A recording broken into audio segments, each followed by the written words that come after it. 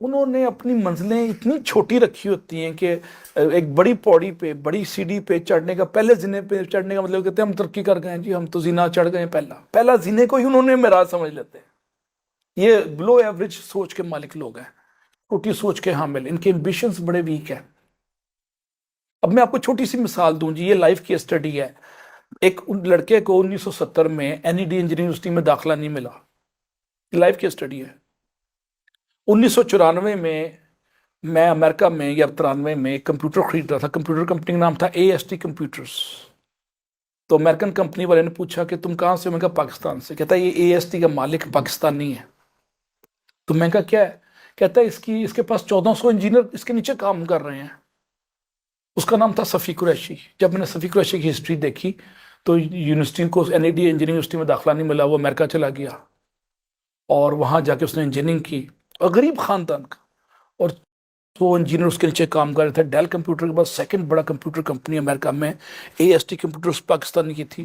اس کے ایمبیشن بڑے تھے، ورنر ہوتا رہتا جی میں انجینئرنگ میں داخلہ نہیں ہوا، پتہ نہیں 5000 روپیہ اس نے کیسے ٹکٹ کا لیا ہوگا، اس وقت 5000 ٹکٹ تھی امریکہ کی، اور اس نے آگے داخلے لے کے کتنے برتن صاف کیے ہوں گے یونیورسٹی میں، کام کتنے پیزے ڈلیور کیے ہوں گے، کتنی اخباریں بانٹی ہوں گی۔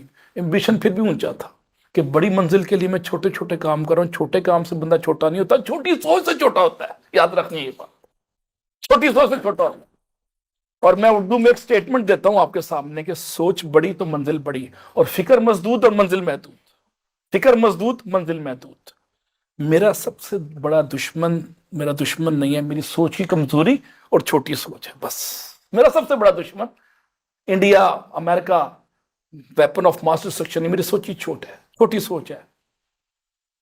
اور آپ نے سب نے ایک سٹیٹمنٹ سنے ہوگی کہ چھوٹی سوچ اور پاؤں میں موچ آگے چلنے نہیں دیتی، سب نے سنا ہوگا۔ لوگوں کا خیال ہے کہ اعلیٰ تعلیم کے بعد ہی لوگ ترقی کرتے ہیں، یہ خیال غلط ہے۔ میرے ساتھ 25 آرمی کے کیپٹن گئے امریکہ میں PhD کرنے، اور 25 میں سے 24 کر کے آ گئے 7 سال بعد۔ اور جب واپس آئے تو ہم میں سے 25 سال کے بعد جب ہم ریٹائرڈ ہوئے تو ہم نے دیکھا کہ FA پاس لڑکا یا لڑکی ہمارے سے زیادہ پیسے کما کے بڑے بڑے پلاٹ لے کے بڑے بڑے گھر لے کے بیٹھے ہوئے ہیں، اور ہم پیچھے رہ گئے ہیں۔ تو education is not a criteria to get progress. درمیانی ایجوکیشن اور درمیانہ انٹیلیجنس لیول کافی ہوتا ہے، لیکن سکل کی ویلیوڈیشن لازمی ہے۔ اب سکل سے کیا مراد ہے؟ سکل ہے ہنر،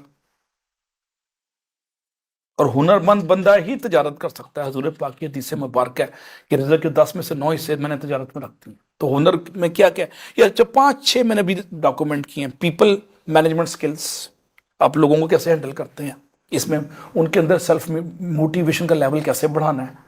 اس کے بعد team building skills, time management skills, priority management skill, آپ ترجیحات کا تعین کیسے کرتے ہیں۔ سب سے بڑا نقصان یہ ہے، ناکام لوگوں میں ایک خصلت یہ بھی ہے ان کے اوصاف غیر حمیدہ میں کہ وہ اپنی ترجیحات کا تعین غلط کر لیتے ہیں۔ مثلا جو چیز ڈیڈ لائن کل ڈیو ہے، اس کو چھوڑ کے جو 2 مہینے بعد کی ڈیو ہوتی ہے اس پہ ٹائم دیتے ہیں۔ اگر آپ ترجیحات کا تعین صحیح کرنے لگ جائیں تو آپ کے 20-30% ویسٹ لائف میں کم ہو جائیں گے، اور آپ اپنے گولز اچیو کرنے میں آسانی ہو جائے گی۔ ترجیحات کا تعین شخصیات کے مطابق ہوتا ہے، اور حالات کے مطابق ہوتا ہے، اور واقعات کے مطابق ہوتا ہے، پس منظر کے مطابق ہوتا ہے ترجیحات کا تعین۔